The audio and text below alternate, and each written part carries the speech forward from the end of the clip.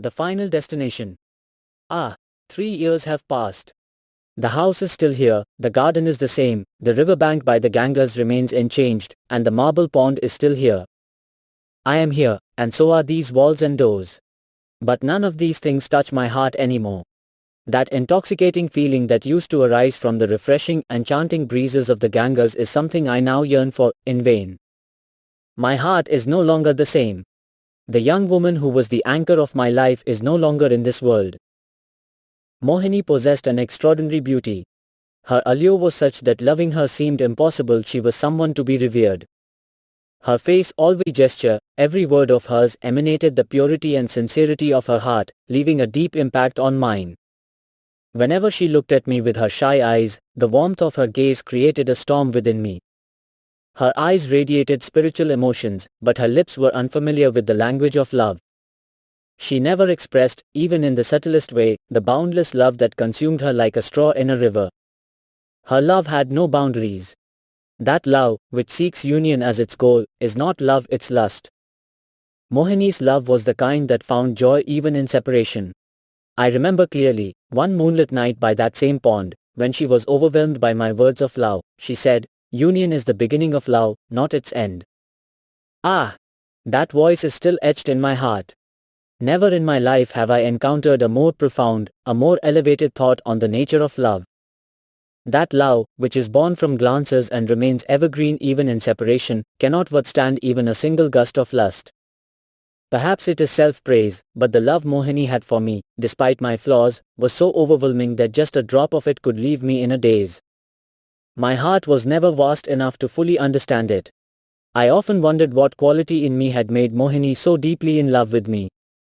Beauty, purity of conduct, manly valor, these are the qualities love sacrifices itself for. But I could not pride myself on possessing any of these. Perhaps it was my weaknesses that stirred such longing in her love. Mohini did not possess the flirtatious traits that typically captivate passionate minds. No sideways glances, no prideful, intoxicated eyes, no heart-stealing smiles, no playful banter, none of these were found in her. But just as the soft, soothing moonlight sometimes brings showers, her pure love would occasionally bring a smile to her face and tears to her eyes. It was not a gesture, it was the true reflection of her emotions, which stirred a sacred turmoil of love within my heart.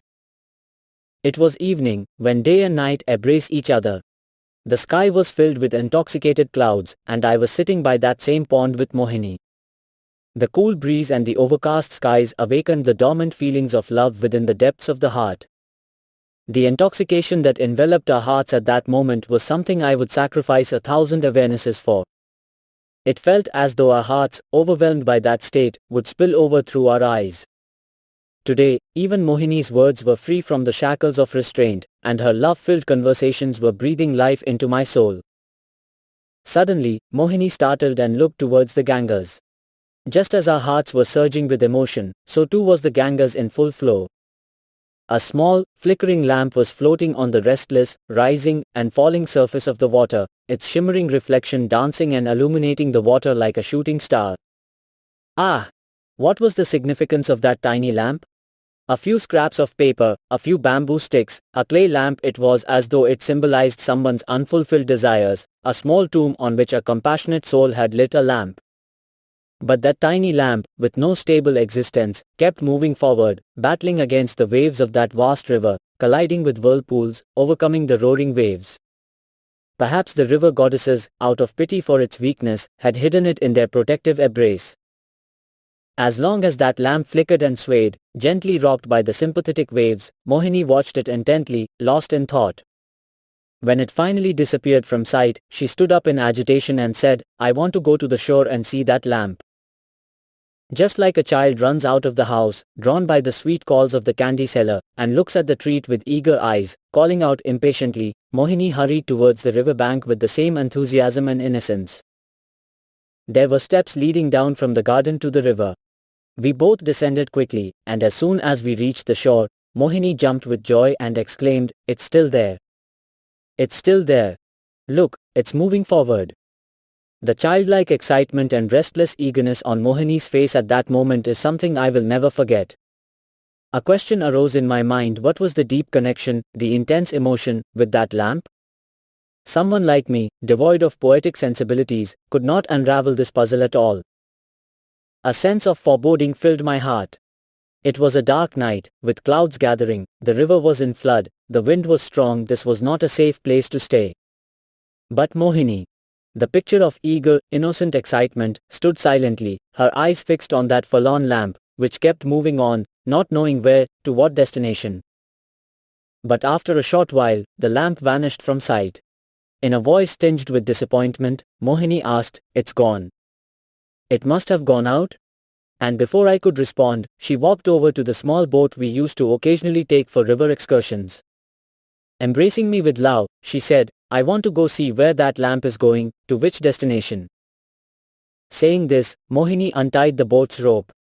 Just as the branches of trees sway under the gusts of a storm, the boat rocked and swayed. The terrifying expanse of the river, the wild leaps of the waves, the roaring sound of the water, how would this small boat ever make it through in this fearful darkness? My heart sank. Will this boat sink in its search for that ill-fated lamp? But Mohini's heart was not under her control at that moment. Like that very lamp, her heart too was being carried away by the vast, wave-filled, roaring river of emotions. The intoxicated clouds seemed to descend as if to embrace the river, while the dark river rose as if to touch the clouds. The fear made me close my eyes. We surged forward rapidly, hearing the sounds of collapsing cliffs, seeing the swaying dark trees, as we were carried away. We left the inhabited world behind, even surpassing the realm of the gods. Suddenly, Mohini stood up, startled, and said, "It's still there. It's still there. Look, it's moving forward." I looked up. The lamp was still floating, swaying as it moved along. We had gone very far, following that lamp. Mohini began to sing, "I go to meet my beloved." What a heart-wrenching song it was, in such a melodious, sorrowful voice, filled with love and tears. The magic of this song lay in its power to evoke deep emotions. It could lift a person from the material world and transport them into a realm of imagination. At that moment, the turbulent waves of the river, the swaying branches by the shore, the whistling wind, all seemed to take on a form, moving swiftly towards their beloved. In the hazy, dreamlike vision of the young woman, she appeared to be gliding along the wind, the waves, and the clusters of trees, whispering, "To meet my beloved." The song cast a spell of yearning over the entire scene. I go to meet my beloved. Where does my beloved dwell? I, a foolish one, do not know. I have no hope of union, yet I cherish this love. I go to meet my beloved. When Mohini fell silent, there was a deep stillness all around, and in that silence, a very faint, sweet, dreamlike voice could be heard, as if it was coming from beyond the horizon, from beneath the river, or carried by the gusts of wind. I go to meet my beloved. I was so captivated by the song that for a moment, I forgot where I was and where I was going. My heart and mind were filled with that melody. Suddenly, Mohini said, "Look at that lamp." I looked at the lamp. Its light had dimmed, and its life force was nearly exhausted. Finally, it flickered once and then went out. Just like a drop of water falls into the river and disappears, the lamp's existence vanished into the spreading darkness. Mohini quietly said, "Now it's gone. It's extinguished." She let out a deep sigh. Her pain overflowed. Her throat choked with tears, and all she could manage to say was this its final destination? And tears began to fall from her eyes. A veil seemed to lift from my eyes. I understood the mystery behind Mohini's restlessness, her yearning, her anxiety, and her sorrow, and tears welled up in my eyes as well. Was this the final destination of that noisy, perilous, stormy journey? The next morning, when Mohini awoke, her face was pale. She hadn't slept all night. She was a woman with the soul of a poet. The incident from the previous night had deeply affected her already pain-filled, emotional heart. Smiles were rare on her lips, though her face always seemed lit with life. But from that day on, even that faint cheerfulness was gone. A constant sadness seemed to hang over her face, and her words were such that they pierced the heart and brought tears to the eyes. I tried many times to distract her from these thoughts by bringing stories that would make her laugh, but she didn't even bother to open them. Yes, when I wasn't home, she would look at the works of poets, not because they brought her joy, but because they gave her something to cry over. The poems she wrote during that time were heart-wrenching, filled with sorrow. Who can read them without shedding a tear? Sometimes she would recite her poems to me, and when I would praise them, deeply moved by the pain in them, I would see the intoxication of spiritual joy in her eyes. Laughter, frivolity, and lightheartedness might affect some hearts, but what heart doesn't melt when faced with emotions of pain? One day, we were strolling through this very garden. It was evening in the month of Chaitra, spring. Mohini's mood was happy today. After many days, a hint of a smile appeared on her lips. As evening descended, and the full moon rose from the lap of the Gangas, we sat by the same pond. This row of mulberry trees and this pond are Mohini's memories.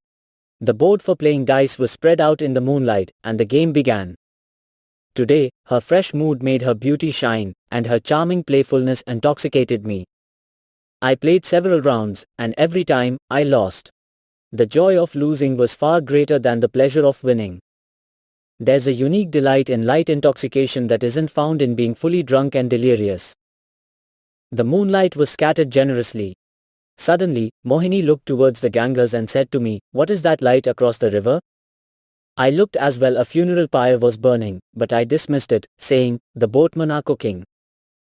Mohini didn't believe me. A sad smile appeared on her face, and her eyes grew moist. Such sorrowful sights had the same effect on her sensitive and sorrowful heart as a hot wind has on flowers. For a while, she sat still and silent, then she said in a mournful voice, "They have reached their final destination."